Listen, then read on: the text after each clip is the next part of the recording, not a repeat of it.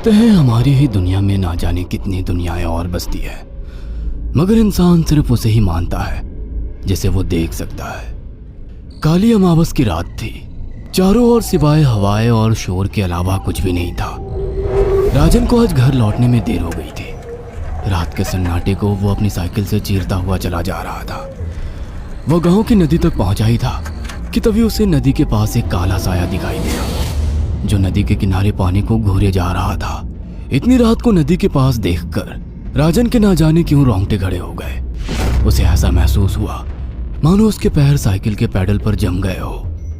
राजन कपकपाते हुए होठों से बोला, कौन है वहां पर? राजन ने इतना बोला ही था कि अचानक वो साया बिजली की रफ्तार से दौड़ता हुआ राजन के नजदीक आ गया।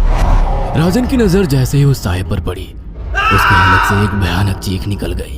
इस घटना के 1 महीने बाद अर्जुन का सारा ध्यान ड्राइविंग पर था। उसकी पत्नी शिखा कार में ड्राइविंग सीट के बगल में बैठी हुई एक मैगजीन पढ़ रही थी। शिखा ने मैगजीन रखकर अर्जुन की ओर देखकर कहा, और कितनी दूर रह गया है तुम्हारा गांव अर्जुन? बस थोड़ी दूर रह गया है, आधे घंटे में हम पहुंच जाएंगे। तुम्हारे चेहरे पर इतनी टेंशन क्यों है? टेंशन क्यों नहीं होगी शिखा, मैंने अपनी माँ को बगैर बताए तुमसे लंदन में शादी जो कर ली। पता नहीं माँ तुम्हें देखकर कैसे रिएक्ट करेगी। डोंट वरी अर्जुन, मुझ पर भरोसा रखो। तुम्हारी माँ को मनाने की जिम्मेदारी मेरी है। आई होप शिखा ऐसा ही हो। यकीन मानो अगर ऐसा हुआ ना तो मेरे ऊपर से एक बहुत बड़ा बोझ उतर जाएगा। अब मुस्कुरा भी दो यार। अच्छा, तुम बता रहे थे कि गांव में तुम्हारी बहुत बड़ी हवेली बनी हुई है, कुछ बताओ ना अपनी हवेली के बारे में। अरे 15 मिनट में हम वैसे भी पहुंचने वाले हैं, तुम खुद देख लेना। कुछ ही देर में अर्जुन अपने गांव वीरपुर अपनी हवेली में खड़ा हुआ था। अर्जुन की मां अर्चना देवी अर्जुन के स्वागत के लिए हवेली के बाहर खड़ी हुई थी। अर्जुन ने दौड़कर अपनी मां के पैर छुए और डरते हुए बोला, ये शिखा है मां, मेरी पत्नी। हम दोनों ने लंदन में शादी कर ली। अर्जुन की बात सुनकर अर्चना देवी मुस्कुराकर बोली, कोई बात नहीं बेटा, एक ना एक दिन तो तुझे शादी करनी ही थी। इतना बोलकर अर्चना ने अपनी बहू को गले लगा लिया और वो अंदर आने का इशारा करती हुई वहां से चली गई। अर्जुन को अपनी मां का ये बिहेवियर देखकर बहुत ज्यादा हैरत हुई। उसे उसकी मां इस बार बहुत बदली हुई सी लगी।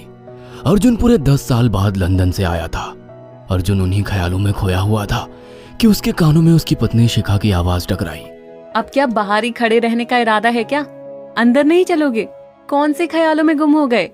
मुझे लगा था माँ को मेरी शादी के बारे में जानकर बुरा लगेगा, मगर माँ को तो जैसे कोई फर्क ही नहीं पड़ा। अजीब आदमी हो, ये तो अच्छी बात है। मुझे मेहनत करने की जरूरत ही नहीं पड़ी। चलो अब अंदर भी चलो। अर्जुन और शिखा अंदर की ओर चले गए। अर्जुन ने देखा कि उसकी हवेली में सन्नाटा पसरा हुआ था। उसे याद था कि उसकी हवेली में बहुत सारे नौकर चाकर हुआ करते थे। डाइनिंग टेबल पर डिनर के दौरान अर्जुन अपनी माँ से जो बोला वो सुन उसकी पत्नी शिखा और रहस्यमय अंदाज में मुस्कुराकर लगातार देखे जा रही थी। माँ, हवेली के सारे नौकर कहाँ गए? मैंने सबको छुट्टी दे दी बेटा। लेकिन क्यों माँ, तुम्हें तो काम करने में बहुत ज्यादा तकलीफ होती होगी। नहीं बेटा, मुझे कोई तकलीफ नहीं होती। कुछ वक्त से मुझे सुकून और सन्नाटा अच्छा लगता है।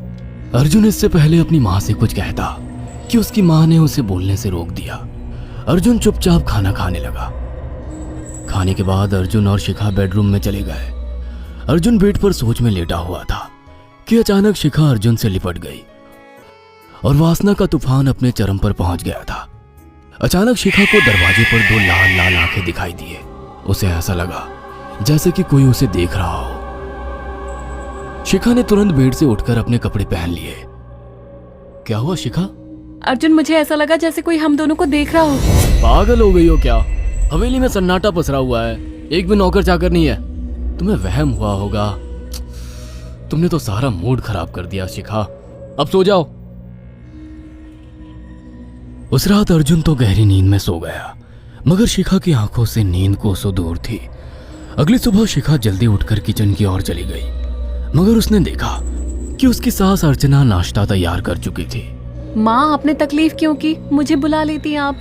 शिखा की बात सुनकर उसकी सास अजीब से अंदाज में शिखा की ओर देखने लगी। उनके देखने के अंदाज में पता नहीं ऐसा क्या था कि शिखा को अपने रोंगटे खड़े होते हुए महसूस हुए। अर्चना धीरे धीरे करीब कदमों से शिखा के करीब आकर बोली, कोई बात नहीं बेटी, तुम्हें अब यहीं रहना है। तुम सिर्फ मेरे बेटे के साथ प्यार से रहो और जल्दी से मुझे एक पोता दे दो। काम की चिंता मत करो, वो सब मैं कर लूंगी। कुछ ही दिनों के बाद अर्चना गर्भवती हो गई। उसे हवेली में रहते हुए 6 महीने से ज्यादा वक्त हो चुका था और इन 6 महीनों में उसने नोट किया कि जब से वो गर्भवती हुई है, उसकी सास अचानक से आकर उसके पेट पर हाथ फेरने लगती और अजीब से अंदाज में उसके पेट को घूरने लगती। शिखा ने तंग आकर अर्जुन से कहा, अर्जुन, मुझे तुम्हारी माँ का बिहेवियर बड़ा अजीब लगता है। तुम्हारी माँ जब देखो मेरे पेट पर आकर हाथ फेरती रहती है। अरे माँ को अपने पोते के आने का बेसब्री से इंतजार है शिखा, इसमें अजीब लगने वाली क्या बात है? मैं तुम्हें कैसे समझाऊं? मैंने माँ की आंखों में एक अजीब सी चमक देखी है। कैसी चमक?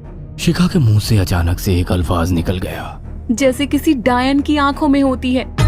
शिखा की बात सुनकर अर्जुन का गुस्सा 7वें आसमान पर पहुंच गया। वो गुस्से से चीखते हुए बोला, खबरदार शिखा, आगे एक शब्द मेरी माँ के खिलाफ मत निकालना, नहीं तो मुझसे बुरा कोई नहीं होगा। तुम्हें शर्म आनी चाहिए शिखा। जब से तुम यहाँ पर आई हो तब से मेरी माँ तुम्हारी कितनी चिंता करती है। वह तुम्हें समय से खुद नाश्ता बनाकर देती है, खाना देती है, यहाँ तक कि हवेली की साफ सफाई भी वो अकेली करती है। क्या बोलूं अब तुमसे, शर्म आती है मुझे तुम्हें अपनी पत्नी कहते हुए। इतना कहकर अर्जुन गुस्से से कमरे से निकल गया। शिखा अर्जुन से बहुत कुछ कहना चाहती थी मगर कह नहीं पाई। उसने महसूस किया था कि चाहे कितनी भी तेज आंधी और तूफान आए, मगर हवेली के अंदर धूल की एक परत तक नहीं जमती थी और दिन ब दिन अर्चना के चेहरे की झुर्रियां कम होती जा रही थी। ऐसा लगता था मानो वो जवान हो रही हो। शिखा के अब 9 महीने कंप्लीट हो चुके थे और एक रात अचानक उसे प्रेगनेंसी पेन होने लगे। वो दर्द से तड़पने लगी। ये देखकर अर्जुन घबरा गया। वो दौड़ा दौड़ा माँ को बुलाकर लाया और बोला, माँ, हमें तुरंत शिखा को किसी अच्छे हॉस्पिटल में एडमिट कराना होगा। अर्जुन ने देखा कि उसकी माँ ने उसकी बात को सुना ही नहीं। वो तो बस शिखा के गर्भ की ओर आंखें फाड़ फाड़ कर देखी जा रही थी। अर्जुन एक बार चिल्लाकर कहा, माँ, हमें शिखा को इसी वक्त हॉस्पिटल में एडमिट कराना होगा। नहीं, शिखा की डिलीवरी हॉस्पिटल में नहीं, इसी हवेली में होगी। लेकिन इस हवेली में आपके और मेरे अलावा कोई नहीं है। तभी शिखा दर्द से तड़पने लगी। अर्चना ने अपने बेटे को धक्के देकर कमरे से बाहर निकाल दिया और दरवाजा बंद कर लिया। अर्जुन हक्का बक्का रह गया। अर्जुन दौड़ता हुआ गांव की ओर गया। उसने देखा कि गांव में एक पेड़ के नीचे गांव के सभी बुजुर्ग इकट्ठे थे। उनके हाथों में जलती हुई मशालें थीं। अर्जुन उनके पास पहुंच गया और बोला, मेरी मदद कीजिए, मेरी बीवी को प्रेगनेंसी दर्द हो रहे हैं। आप प्लीज किसी दाई को बुला लीजिए, जितना पैसा चाहिए देने को मैं तैयार हूँ। तभी उसके कानों में गांव के सरपंच की आवाज टकराई, बेवकूफ लड़के, तू अपनी बीवी को एक डायन के यहाँ पर मरने के लिए छोड़ आया। क्या कहना चाहते हैं आप? आप जानते हैं आप क्या कह रहे हैं? वही जो तू सुन रहा है। तेरी माँ एक डायन है। इन गांव वालों के हाथों में जो मशाले देख रहा है ना, हम तेरी ही हवेली में आग लगाने जा रहे थे। तेरी माँ ने इस गांव में ना जाने कितने नौजवानों को मार कर खाया है। तेरी माँ एक डायन है। लगता है आपका दिमाग खराब हो गया है। आप जानते भी हैं मैं कौन हूँ? हाँ, मैं जानता हूँ। तू ठाकुर धीरेन्द्र प्रताप का बेटा है। तेरे पिता को शक हो गया था कि तेरी माँ एक डायन है, इसीलिए उन्होंने तुझे हमेशा उससे दूर रखा।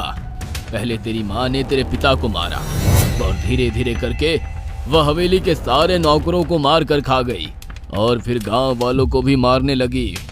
और अब तो तेरे होने वाले बच्चे को खाएगी, क्योंकि डायन को नवजात शिशु का मांस खाना बहुत पसंद होता है। अगर मेरी बात पर यकीन नहीं है तो चलकर मेरे साथ तो खुद अपनी आंखों से देख ले। इतना कहकर सरपंच अर्जुन को लेकर हवेली की ओर चल पड़ा। उसके पीछे कई लोग थे जो जलती मशाले पकड़े हुए थे।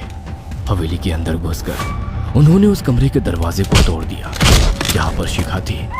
कमरे का मंजर देखकर अर्जुन के रोंगटे खड़े हो गए। उसने देखा कि उसकी माँ एक बेहद भयानक रूप में उसके बच्चे का मांस खा रही थी और उसकी पत्नी शिखा फर्श पर मरी हुई पड़ी थी और पूरा फर्श खून से लाल था। अर्जुन को अपनी आंखों पर यकीन नहीं आ रहा था कि तभी उसकी माँ उसके ऊपर झपटी। सरपंच ने चीखकर कहा, अरे इस डायन को आग लगा दो, जिंदा जला दो इसे और साथ ही साथ इस हवेली को भी। सभी लोगों ने जलती हुई मशाले डायन के ऊपर फेंक दी। देखते ही देखते डायन दर्द से चीखने और चिल्लाने लगी और कुछ ही देर में वो जलकर राख हो गई। हवेली में आग लगते ही सभी लोग अर्जुन को खींचकर बाहर ले आए। अगले दिन अर्जुन अपनी पत्नी की यादें साथ लेकर आंखों में आंसू लिए दोबारा लंदन वापस चला गया।